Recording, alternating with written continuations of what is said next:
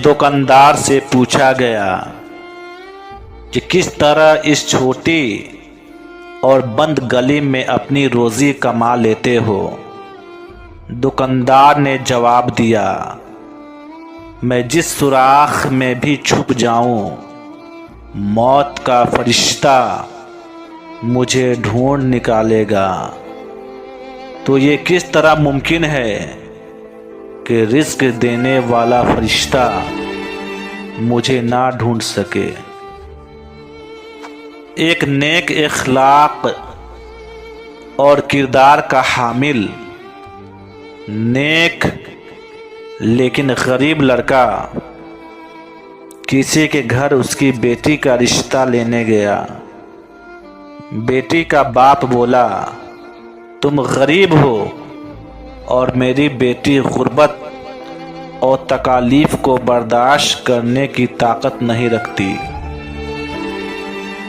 इसलिए मैं तुम्हें अपनी बेटी का रिश्ता नहीं दे सकता।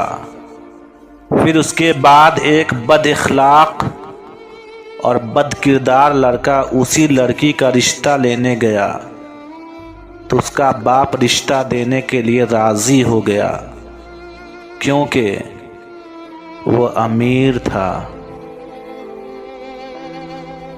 और उसके बद इखलाक होने के बारे में ये कहा कि अल्लाह उसको हिदायत देगा इंशाअल्लाह। तो उसकी बेटी ने कहा, बाबा जान, जो अल्लाह हिदायत दे सकता है, क्या वो रिस्क नहीं दे सकता? या इन दोनों के खुदाओं में कोई फ़र्क है? हातिम ताई से पूछा गया कि तुझसे ज़्यादा भी कोई सखी है क्या? हातिम ताई ने कहा, हाँ, वह मर्द जिसकी 2 भेड़ें थी, एक को एक रात मेरे लिए ज़बह किया तो मैंने उसके जिगर की लजीज होने की तारीफ की। दूसरे दिन सुबह उसने मेरे लिए दूसरे भेड़ को भी ज़बह किया और मेरे लिए कबाब बनाए। उस शख्स ने हातिम ताई से कहा, फिर आपने क्या किया उसके साथ? हातिम ताई ने कहा, मैंने उसको 500 भेड़ें दी।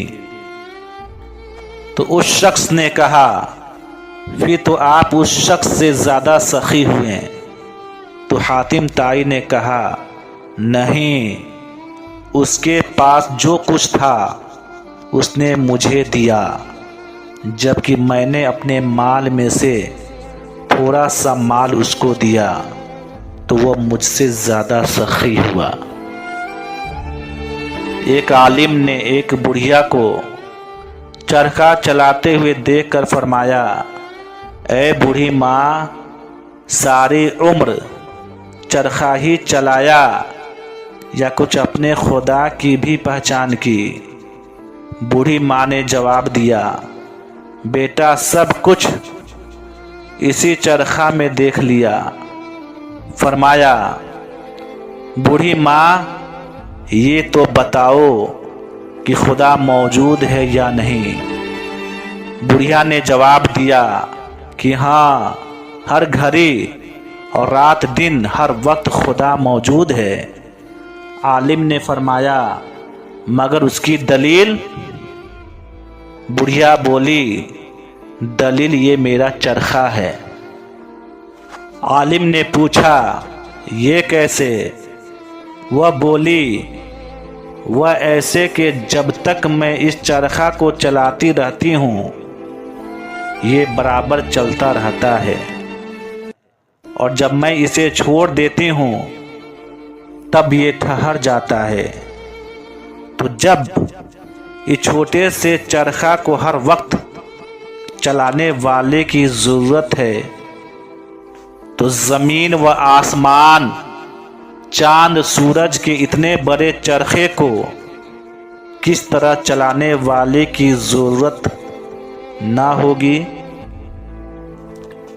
बस जिस तरह میرے کاٹ کے چرخے کو ایک چلانے والا چاہیے، اسی طرح زمین و آسمان کے چرخے کو ایک چلانے والا چاہیے۔ جب تک وہ چلاتا رہے گا یہ سب چرخے چلتے رہیں گے، اور جب وہ چھوڑ دے گا تو یہ ٹھہر جائیں گے۔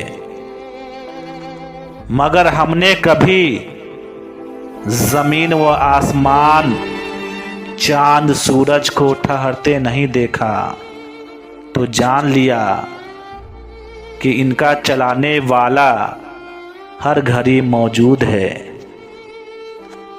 عالم صاحب نے پھر ایک سوال کیا کہ بوڑھی ماں یہ بتاؤ کہ زمین و آسمان کا چرخہ چلانے والا ایک ہے یا دو؟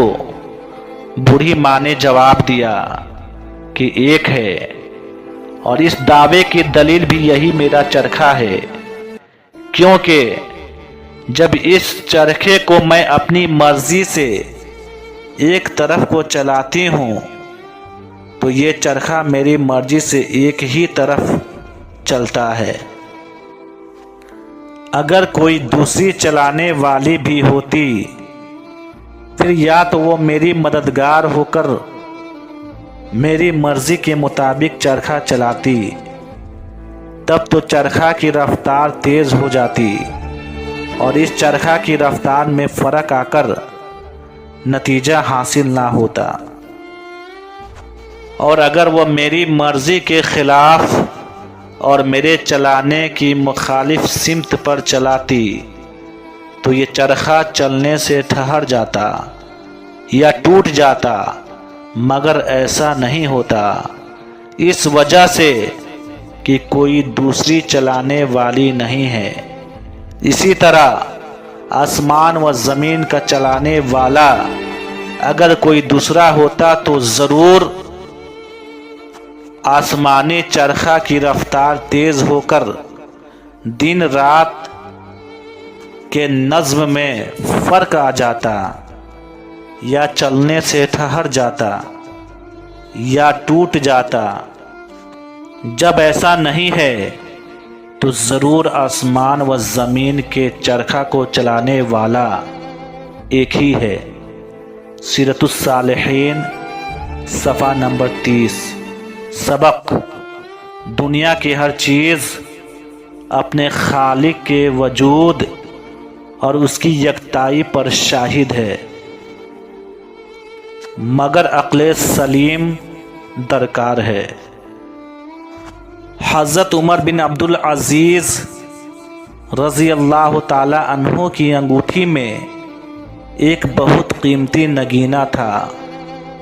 ملک میں سخت قحط پڑا تو آپ نے وہ نگینہ بیچ کر عوام پر خرچ کر دیا، تو بعض لوگوں نے کہا کہ ایسا نگینہ اب آپ کو دوبارہ نہیں ملے گا، تو آپ رضی اللہ تعالی عنہ نے فرمایا، حکمرانوں کی زیب و زینت انگوٹھی سے نہیں، عوام کے سکھ چین سے ہوتی ہے۔